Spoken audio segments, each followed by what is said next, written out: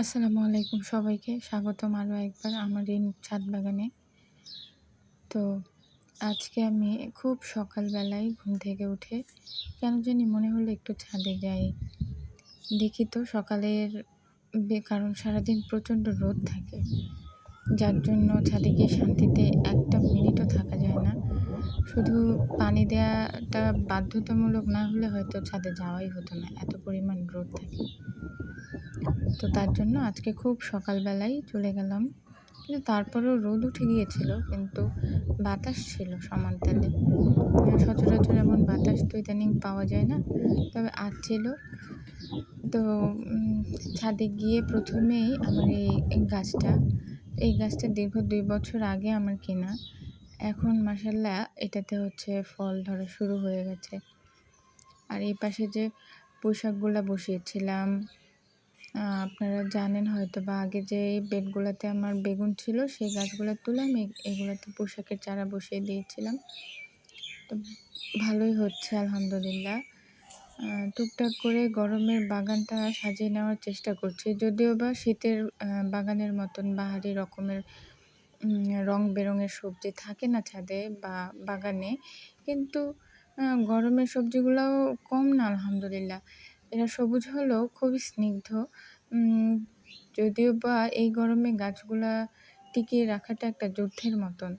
যেহেতু ছাদ বাগান, তো প্রচণ্ড রোদে একবেলা যদি পানি দিতে কোনোভাবেও ভুল হয়ে যায়, গাছদের চেহারা এমন হয় যে দেখেই মনে হয় যে ওরা কান্না করে বলছে যে কেন পানি দাওনি। তো সারাদিনের শত ব্যস্ততার ফাঁকে একটু সময় বের করে হলেও ওদের কাছে আসতেই হয়, ওদেরকে পানি দিতেই হয়। যেহেতু গাছেদের সাথে থাকি, তাই ওদের সাথে একটা টান তৈরি হয়ে গেছে। মায়া লাগে ওদেরকে খুব। একবেলা না আসতে পারলে আমার নিজের কাছেই ভালো লাগে না। গরমের সবজি টুকটাক করে তাও যদি আমি হিসাব করি 10 রকমের উপরে তো চলে যাবেই।